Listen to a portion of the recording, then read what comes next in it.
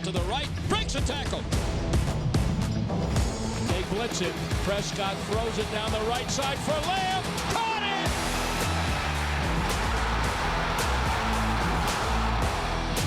Back to throw, rush, sacked by Parsons. Belt-tie snap. Prescott with plenty of time. Lobs it end zone. Jake Ferguson.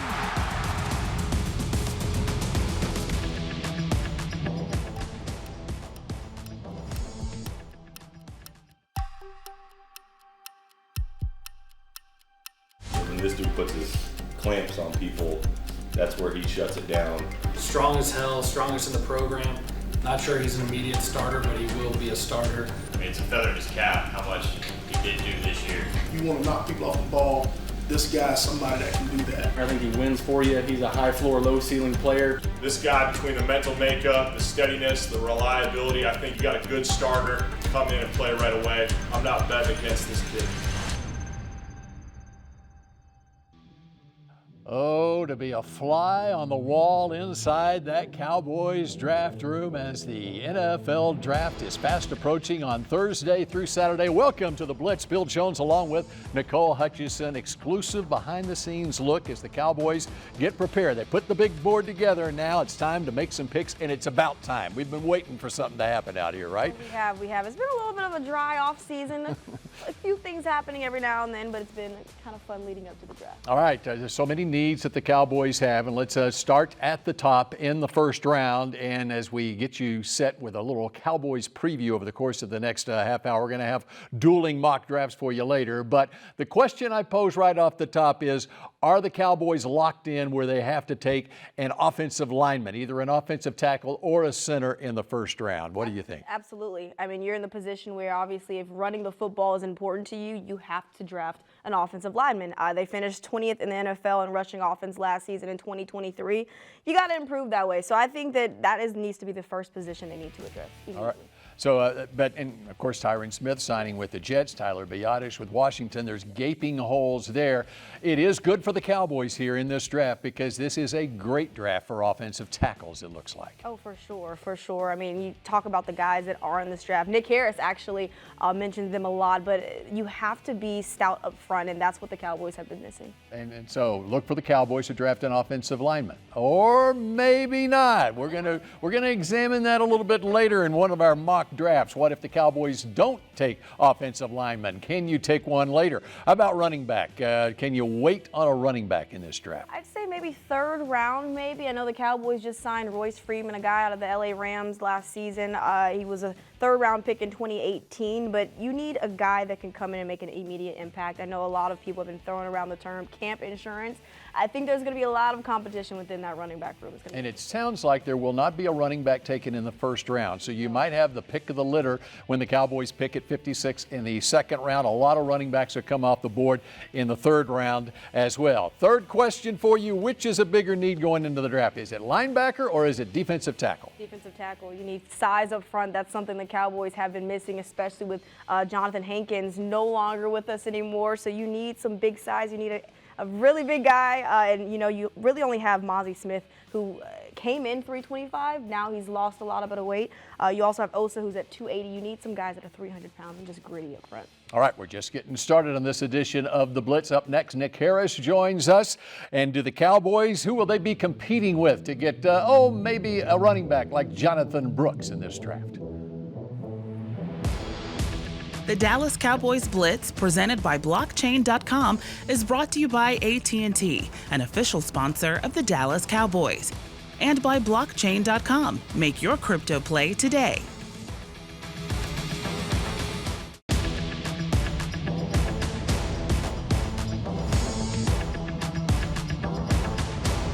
This segment is brought to you by AT&T, an official sponsor of the Dallas Cowboys.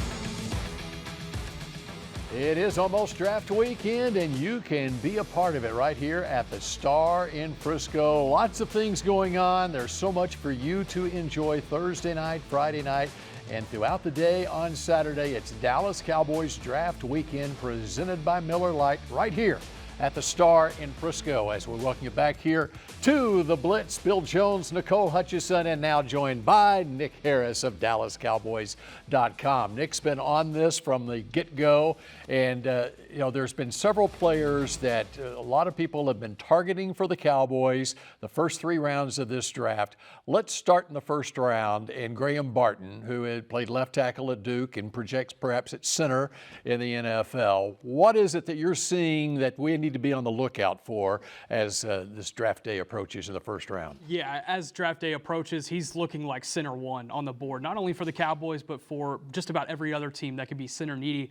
And unfortunately for the Cowboys, if you look at the 5 picks that are right there before 24, you got teams like the Steelers, the Eagles, the Dolphins. All 3 of those teams are going to be center hunting as well. The Steelers brought him in for a 30 visit, and so did the Bears. Now, the Bears could be an interesting one because they have the first overall pick. They're going to grab Caleb Williams by all accounts and measures, and then they have pick 9 as well. Maybe they trade back in the first round and they grab Graham Barton maybe in the late teens. They brought him in for a 30 visit. That's something to kind of keep an eye on there.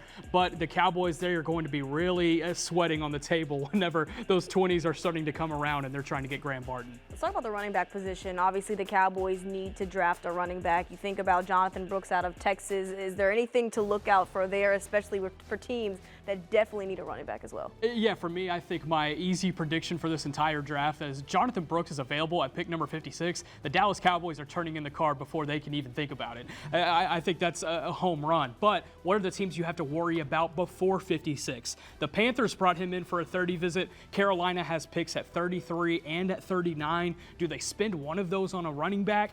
Maybe they're looking more so in the 3rd round. That would help the Cowboys situation for sure. The Buccaneers brought him in for a 30 visit. They pick 1 pick after the Cowboys at 57. Now, if they trade up and try to get around the Cowboys, then that's probably a different type of situation as well. And then if you look at the Chiefs, also brought him in for a 30 visit. They pick at 32 and at 64. Now, that would probably be another trade scenario where they jump in front of the Cowboys. But those are the teams you probably got to worry about. And any team that'll be running back hunting, there's a couple of them out there for sure. It's amazing hearing Nick talk about everyone. I think every prospect in this draft, Nick knows where they visited in the last month or so. All right, let's switch to linebacker. We go from a Texas Longhorn to a Texas Aggie. Edgerrin Cooper, pretty good linebacker. What were we looking at for Edgerrin Cooper and what we need to be looking for? Yeah, speaking of visits, he took a lot of them during the draft process, and he took one of them to Dallas. But the teams that you have to worry about, probably if you're looking to get Edgerrin Cooper at 56, if Jonathan Brooks is off the board, this is probably a guy you're looking at. He took a lot of 30 visits. The Chargers, the Panthers, the Packers, Texans. These are all teams that brought him in and talked to him quite a bit. Now, the Chargers, they pick at 37. Panthers, again, 33 and 39. The Packers, they pick at 41 and at 58. So they might be looking for a linebacker in that range. And then you look at the Texans, they pick at 42. I think that's probably the most dangerous threat, not only being a local product, but also they need that needed linebacker. That'll be their first pick of the draft there at 42, the Texans. And then the Eagles, I think that's a sneaky one. They pick at 50 and at 53. They have 2 picks before, about 7 picks before the Cowboys do on day 2. I think the Eagles could be a sneaky option there for Edgerrin Cooper as well. Look at Nick Harris and how he gets into this. He's the guy you need to follow for all the scoop leading up to draft weekend, which starts on Thursday. Nick Harris, we appreciate it. And up next, it's mock draft time. Kyle Youmans presents what the Cowboys could do with a trade down. And if they can't get Jonathan Brooks, how about Trey Benson from Florida State?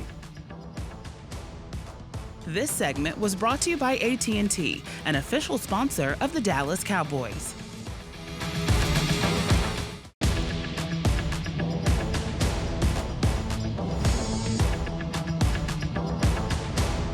This segment is brought to you by Reliant, the official energy provider of the Dallas Cowboys. Of course, we are just days away from the start of the NFL draft on Thursday, and this is really what you need to get prepped for the draft. It's Dallas Cowboys Star Magazine. It's the Draft Guide 2024. Bill Jones with Kyle Youmans now, and Kyle was a part of putting that draft guide together. But this is the segment I've been waiting for. It's the Kyle Youmans Mock Draft 2024. And I got to tell you, Kyle, there's not enough draft picks that the Cowboys have in this draft. We have to figure out a way to get more draft picks. Yeah, and you're not the only one that's thinking that way. I think there's a real possibility that Dallas could trade out of that 24th pick up some extra draft capital, and try and address needs, because right now you only have 3 picks in the top 100. You're missing a 4th-round pick, and you need some needs filled in some value spots in the draft. So luckily for Dallas, in this mock draft scenario, we'll have these dueling mock drafts this segment and the next, but Kansas City's the one that helps us out. They need a wide receiver for Patrick Mahomes to throw the football to, and it just so happens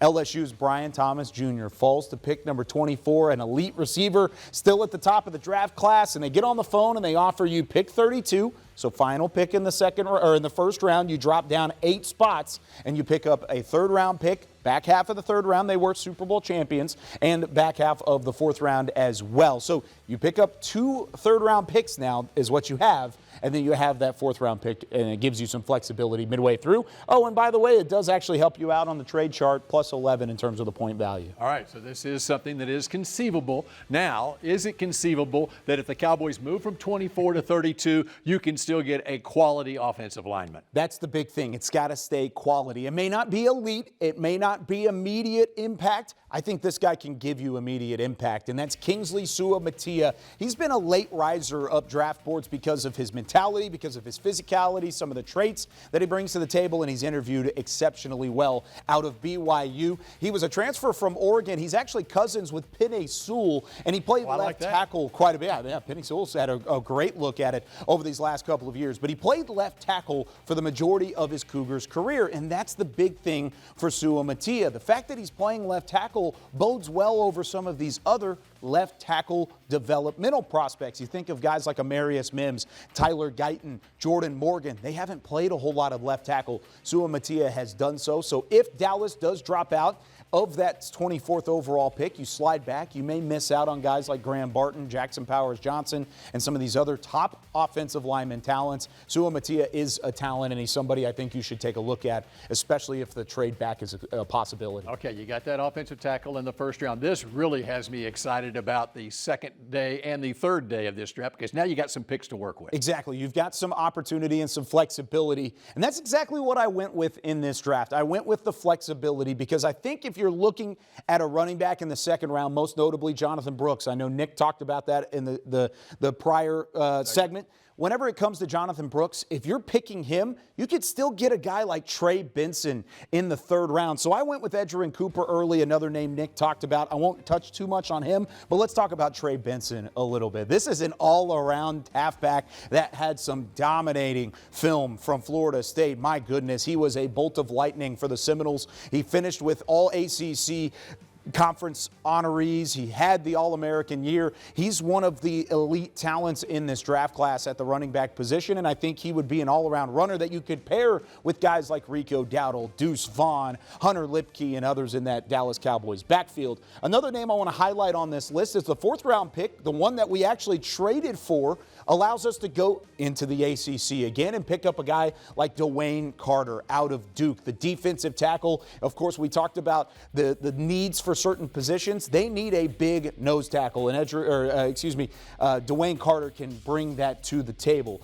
He is a one-technique true. He was a 3-time captain, one of only a handful of 3-time captains in Duke's program history, and he brings a leadership mentality and a steady force. He was one of the best run stoppers in all of college football last year. You drafted a guy last year in Mozzie Smith in the 1st round. You're not giving up on him yet, but having Dwayne Carter in the building could possibly help him elevate and also help everybody around him elevate by making that pick in the 4th round. You're certainly shoring up the linebacker position. You got 3 linebackers here. I love the fact you got a Frisco Lone Star guy in Jalen Ford, Texas Longhorn. You got a UTSA. You're covering all your bases here. That's the thing. You have flexibility. So you check off the boxes early. Tackle, check. Linebacker, check. Running back, check. Guard, check. Defensive tackle, check.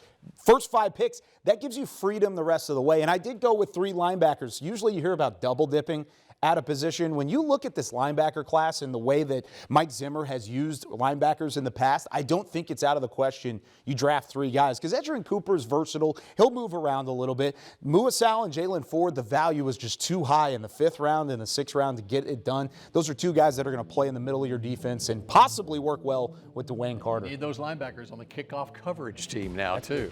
All right, when we continue here on the Blitz, Kyle has shown you what the Cowboys will do in the draft. I will show you what they won't do. Like if they don't take an offensive tackle. Oh, I love this guy out of Missouri coming up next. This segment was brought to you by Reliant, the official energy provider of the Dallas Cowboys.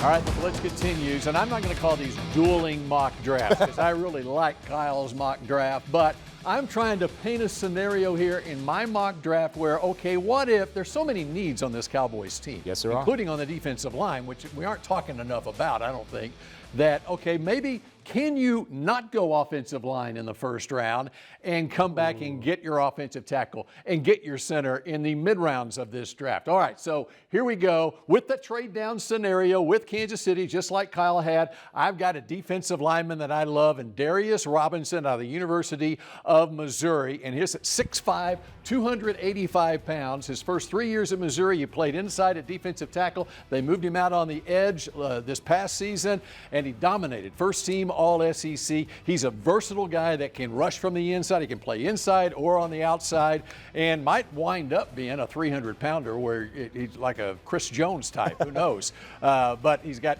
some athleticism as well, and he dominated at the Senior Bowl, too. He had a great week there and a great final year at Missouri, and he has all those intangibles you're looking at as far as his high character, leadership, that sort of thing. Exactly what you're looking for in a first-round pick. Okay, so what if you take a defensive lineman there? What about offensive line? Everyone's shouting, now what about a tackle? What about a center? All right, I started looking at Brandon Coleman from TCU out of Denton High School. This guy is really, he reminds me of Tyler Smith. Okay. Now, we'll show you some video of him. Brandon Coleman, his athleticism, he was under a 5 flat on the 40 with a 34-inch vertical for a big guy like that. Yeah. And he's played a lot of left tackle at TCU, also plays inside. And so you get him here and put him on the left side, pair him with Tyler Smith, and then you just figure out which one is better at left tackle and which is better at left guard. I think that's the thing is Dallas has shown that they really do value athleticism in their offensive linemen because Zach Martin was like that, Tyler Smith was like that, even go all the way back to Tyron Smith when they were drafting him out of USC. They like some movement, some mobility, and I think Brandon Coleman has that. If you don't get an offensive lineman early, I have a 3rd-round grade on Coleman, but if you want to take him in the 2nd to ensure the positional value of offensive tackle is checked off the list, I like this pick a lot. And there's some other, there are a couple of other offensive tackles that you can take in that 2nd, 3rd round range. All right. I'm looking for a linebacker. I'm looking for a running back. I love the trade down because I get a linebacker and a running back in the 3rd round. And the linebacker that I like is Trevin Wallace out of Kentucky. He is a will linebacker. He's a sideline to sideline guy. I love watching him on film. A fast guy. He runs a 4.5. Others may not like him as much, but I do, and that's all that matters to me in my mock draft, right?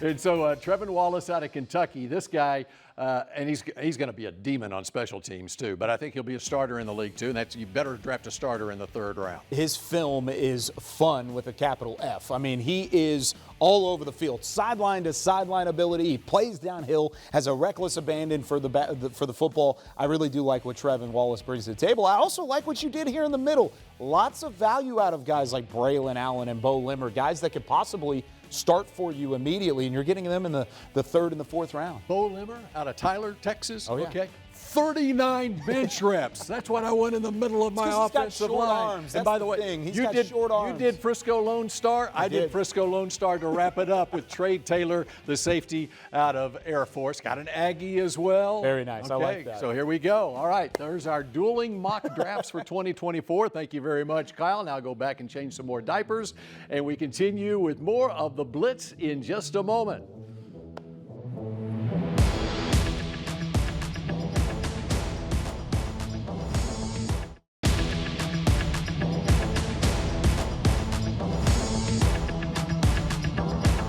The Dallas Cowboys Blitz, presented by Blockchain.com, was brought to you by AT&T, an official sponsor of the Dallas Cowboys, and by Blockchain.com. Make your crypto play today. So, Nicole Hutchison, Washington picked second in the draft. Would you rather see them pick Drake May out of North Carolina or Jaden Daniels of LSU? I would most certainly want them to pick Drake May. I mean, when you look at Jaden Daniels, his natural athletic ability is crazy. He can beat you with his legs, and he can make any throw possible. I do not want to see Jaden Daniels at all with the Washington Commanders. I just have a feeling with Cliff Kingsbury now as their offensive coordinator, Jaden Daniels probably fits in that offense. It's going to be very interesting to see what the Commanders do, but it'll be more interesting to see what the Cowboys do starting Thursday. For Nicole Hutchison, I am Bill Jones. Enjoy the draft, and we will wrap it up next week on the next edition of The Blitz. Thanks for joining us.